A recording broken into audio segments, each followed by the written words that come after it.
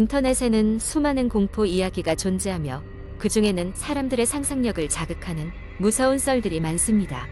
이제부터 여러분에게 소개할 이야기는 저희 상상력을 통해 만들어진 허구의 이야기이며 한국 인터넷에서 흔히 볼 수 있는 공포 썰을 기반으로 한 것입니다. 몇 년 전 서울 변두리의 작은 동네에는 오래된 아파트 단지가 하나 있었습니다. 이 아파트는 지어진 지 30년이 넘은 노후 아파트였지만 저렴한 임대료 덕분에 많은 사람들이 살고 있었습니다. 그러나 사람들은 이곳에 오래 머물지 않았습니다. 언제부턴가 이상한 일이 벌어지고 있었기 때문입니다. 어느 여름날 대학생인 지민은 부족한 돈을 아끼기 위해 이 아파트로 이사 오게 되었습니다. 그는 항상 밝고 긍정적인 성격이었지만 이 아파트에 들어오고부터 왠지 모를 찝찝함을 느꼈습니다. 첫날 밤 지민은 피곤함에 지쳐 침대에 누웠습니다. 깊이 잠들기 시작할 즈음 문득 귀에 웅웅거리는 소리가 들렸습니다. 마치 누군가가 속삭이는 것처럼 간헐적인 소리가 밤의 정막 속에서 울려 퍼졌습니다. 누구세요? 지민은 꿈인지 생시인지 모를 상태에서 눈을 떴습니다. 하지만 방 안은 고요할 뿐 아무런 이상이 없었습니다. 그러려니 하고 다시 잠에 들려던 찰나 이번에는 분명히 들었습니다. 베란다 쪽에서 나는 발소리. 그 소리와 함께 한기가 올라왔습니다. 무심코 찰나로 스친 창문 밖에 희미한 그림자가 있었습니다. 놀란 지민은 전등을 켜고 급히 창문을 확인했지만 아무것도 보이지 않았습니다. 그저 낡은 빌라 외벽과 싸늘한 밤 공기만이 있을 뿐이었습니다. 다음 날 지민은 이웃 주민들과 어울리기 시작하면서 아파트에 얽힌 소문을 듣게 되었습니다. 오래전 이 아파트에서 살던 한 가족이 불행한 사고로 목숨을 잃었는데 그 이후로 그들의 영혼이 이곳을 떠나지 못하고 떠돌며 사람들을 괴롭힌다는 이야기였습니다. 지민은 이런 이야기를 믿지 않았지만 어쩐지 섬뜩한 기분을 지울 수 없었습니다. 며칠 후 지민은 방 정리를 하던 중 벽장에서 오래된 일기장을 발견했습니다. 그것은 이전에 이 방에서 살았던 누군가의 것이었습니다. 일기장에는 불행했던 가족의 일상과 그들이 겪은 기묘한 사건들이 상세하게 적혀 있었습니다. 날이 갈수록 짙어지는 공포감, 누군가를 자꾸 의식하게 되는 기분, 그리고 씻을 수 없는 불안감이 가득 담긴 글귀들. 마지막 페이지에는 다급하게 쓰인 듯한 문장이 있었습니다. 그것들이 돌아왔다. 이제 우리는 도망칠 곳이 없다. 그날 밤 지민은 이상하게도 잠을 이룰 수 없었습니다. 계속해서 환청인지 알 수 없는 소리들이 들려왔기 때문입니다. 그는 끝내 일어났다. 무언가를 확인하지 않으면 견딜 수 없다는 마음으로 그는 손전등을 챙겨 주변을 살펴보려고 했습니다. 베란다에 나서자 누군가 그를 쳐다보고 있는 듯한 시선이 느껴졌습니다. 순간 그는 공포에 질려 아무것도 확인하지 않고 방으로 뛰어들어가 문을 잠갔습니다. 시간이 지나 지민은 이 아파트에서 나가기로 결심했습니다. 이사 준비를 하던 날 아침, 그는 마침내 어둠에 쌓여있던 일기장과 작별하며 나왔습니다.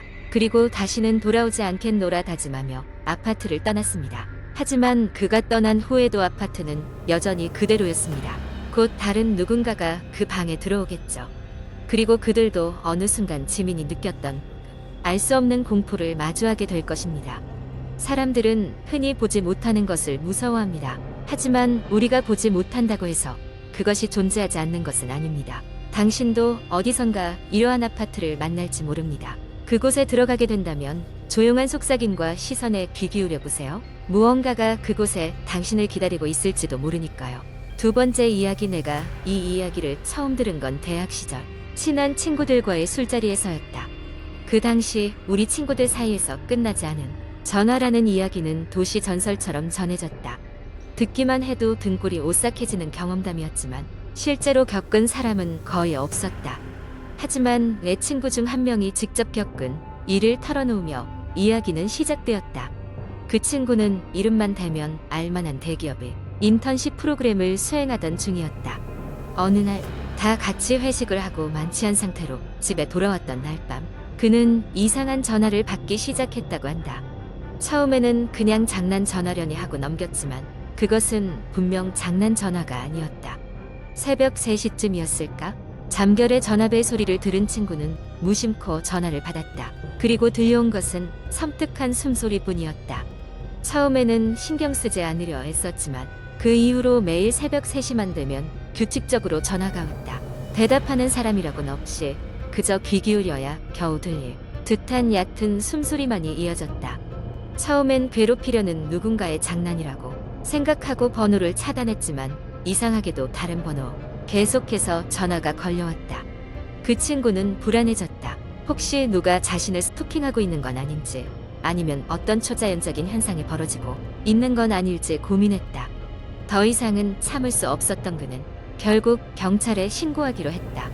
경찰은 대수롭지 않게 여겼지만 그가 불안해하는 눈치를 보고 일단 신고 내역을 기록해 주었다. 그러던 중 어느 날 그는 우연히도 자신의 스마트폰에서 전화를 기록하던 앱이 켜져 있는 걸 발견했다. 그간 받아왔던 전화들의 발신지를 추적할 수 있을 거라는 기대감을 안고 앱을 확인한 그는 경악했다. 모든 전화는 그의 집안에서 걸려오고 있었다.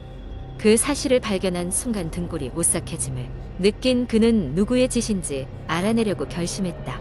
친구들 몇몇에게 도움을 요청한 후 그가 새벽 3시에 전화를 받을 때면 다른 친구들은 그의 집 주변을 수색하기로 했다. 밤새 귀신같이 버텨가며 친구들을 배치한 끝에 드디어 예상했던 시간, 전화가 울리기 시작했다. 그는 긴장되게 전화를 받았고 역시나 숨소리만이 이어지고 있었다. 동시에 그 친구들이 그의 방과 연결된 방문을 열었고 그곳에는 아무도 없었다. 그러나 웃긴 것이 하나 있었다. 책상 위에 놓여있던 오래된 휴대폰이 켜져 있었던 것이다. 전원을 넣을 수도 심카드도 없는 낡은 모델이었다. 하지만 그 전화기는 미친 듯이 그에게 전화를 걸고 있었다. 모든 것은 밝혀지지 않은 채로 남아 있었다. 그는 그 이후로 그 오래된 전화기를 버리기로 결심했고 더는 전화는 오지 않았다. 그러나 이후로도 가끔씩 그 친구는 새벽 3시가 되면 무언가를 느끼곤 했다. 마치 누군가가 혹은 무언가가 아직 그를 지켜보고 있는 것처럼. 그 이후로 그는 어떤 누군가의 숨소리보다도 조용한 밤에 울리는 전화벨 소리에 더 큰 공포를 느끼게 되었다고 했다. 술자리는 조용해졌고 그 이야기를 들은 우리는 각자의 핸드폰을 한 번씩 확인하며 서로의 눈치를 살폈다. 끝나지 않은 전화는 지금도 여전히 우리의 기억 속에 서늘하게 자리 잡고 있었다. 세 번째 이야기. 한국 인터넷 커뮤니티에는 다양한 공포썰들이 돌아다니곤 합니다. 제가 이제부터 풀어볼 이야기는 한 인터넷 게시판에서 오래전부터 전해 내려오던 고전적인 공포썰 중 하나로 많은 사람들을 등골 오싹하게 만들었던 이야기입니다. 배경은 1990년대 초반의 서울의 한 외곽 마을입니다. 마을은 평화롭고 조용했지만 그 안에 낡고 버려진 채 긴 세월 동안 사람들의 기억에서 잊혀진 폐가가 하나 있었습니다. 그 집은 여러 해 동안 흉가로 소문이 자자했는데 이유는 알 수 없는 사고로 가족이 집단 사망했다는 이야기가 전해졌기 때문입니다. 사람들은 그 집이 저주받았다고 믿었고 그래서 그 누구도 그 근처에 가려 하지 않았습니다. 이 마을에 사는 한 고등학생 준영은 친구들과 함께 어느 날 덜컥 그 흉가에 가보기로 결심했습니다. 그날은 마침 보름달이 떠오르는 밤이었는데 이런 날에는 귀신이 나타날 가능성이 높다는 소문이 있었기에 친구들은 더욱 기대에 부풀어 있었습니다. 이들은 학교 친구를 모아 총 5명의 일행이 되었고 각자 손전등과 간단한 생필품을 챙겨 폐가로 향했습니다. 폐가에 도착했을 때 그 집은 외관부터 으스스한 분위기를 풍겼습니다. 벽은 군데군데 금이 갔고 창문은 오래전 깨져 유리 조각들이 드문드문 남아 있었습니다. 정원은 잡초로 무성했고 문 앞에 놓인 오래된 우체통은 녹슬어 있었습니다. 준영 일행은 서로의 옷자락을 잡으며 조심스레 문을 열었습니다. 삐걱대는 소리와 함께 문이 열렸고 안으로 들어서자 먼지가 가득한 거실과 텅 빈 방들이 모습을 드러냈습니다. 처음엔 장난스러운 분위기였던 친구들도 점점 말수가 줄어들었습니다. 거실 벽에는 오래된 가족 사진들이 걸려 있었고 그중 한 사진 속 얼굴이 자신들을 뚫어지게 쳐다보는 것 같은 착각이 들었습니다. 친구들은 서로를 격려하며 집 안 곳곳을 돌아다녔습니다. 그러던 중 한 친구가 2층 계단 아래에서 이상한 소리를 들었습니다. 낮고 깊은 소리, 마치 물 흐르는 소리와 아이의 웃음소리가 섞인 듯한 그 소리가 들리자 일행은 저마다 얼굴이 창백해졌습니다. 소리가 나는 곳으로 조심스럽게 다가가자 계단 아래 작은 문이 하나 있었습니다. 문에는 자물쇠가 걸려 있었고 이상하게도 그의 친구 중 한 명이 장난 삼아 가져왔던 토치 랜턴을 비춰보니 자물쇠는 열려 있었습니다. 친구들은 심장이 터질 듯 뛰었지만 호기심은 이길 수 없었습니다. 문을 천천히 열자 그 안은 매우 어두웠고 한기가 느껴졌습니다. 문 안에는 오랜 세월 잊혀진 듯한 지하실로 이어지는 계단이 있었고 그 아래에서는 꾸준히 물소리가 들려왔습니다. 사람들은 숨을 죽이고 천천히 계단을 내려갔습니다. 지하실은 이상하게도 물기로 젖어 있었고 한쪽에는 고운 모래로 뒤덮인 작은 공간이 있었습니다. 그 모래 위에는 인간의 발자국 같은 자국이 또렷하게 찍혀 있었고 주변은 물기로 반들거렸습니다. 갑자기 지하실 안이 조명이 깜빡거리며 환해지더니 그 순간 발자국 주위의 물체들이 돌아다니는 모습이 보였습니다.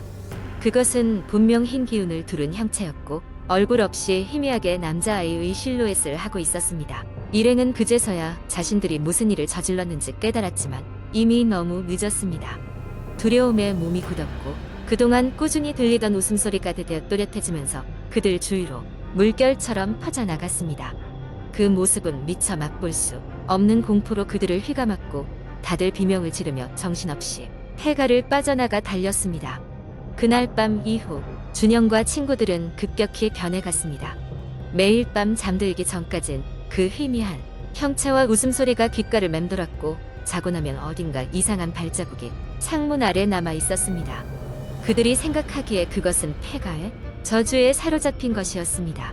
친구들은 두 번 다시 그 집에 접근하지 않았고 마을 사람들에게는 그 집이 더더욱 끔찍한 장소로 자리잡게 되었습니다. 세월이 흘러도 이 이야기는 잊혀지지 않았습니다. 그 마을의 흉가는 여전히 사람들의 발길이 닿지 않는 외딴 곳에 남아있고 준영과 친구들은 자신들이 그날 밤 본 것이 무엇인지 여전히 해답을 찾지 못했습니다. 그 집이 저주받았다는 소문은 오히려 더 많은 이야기를 만들어내며 갑절로 부풀어 올랐고 그 명성은 한국 인터넷에서 전설적인 공포썰로 자리를 굳혔습니다. 물론 이 이야기는 실제가 아닐지도 모르지만 인터넷 속에서 공포썰 하나가 어떤 식으로 전파되고 사람들에게 영향을 미칠 수 있는지를 잘 보여주고 있습니다. 읽다 보면 알 수 없는 소름이 돋고 간접적으로나마 폐가의 으스스한 분위기를 체험하게 만드는 것이 이런 이야기들의 매력일 것입니다.